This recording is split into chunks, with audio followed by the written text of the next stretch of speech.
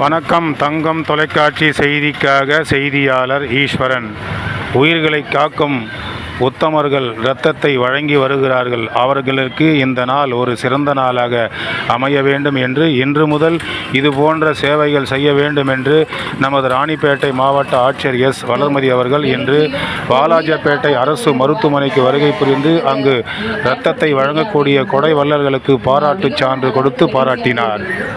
அங்குள்ள நோயாளிகள் வந்து செல்வதற்காக MRF டயர் கம்பெனியைச் சேர்ந்த நிறுவனத்தின் சார்பாக பேட்டரி இயங்கக்கூடிய வாகனமும் இந்த வாலாஜா தலைமை அரசு மருத்துவமனைக்கு வழங்கி சிறப்பித்தார்கள். இதில் நோயாளிகள் சென்று வருவதற்கு வசதியாக இருக்கும் என்றும் இதில் தெரிவிக்கப்பட்டன.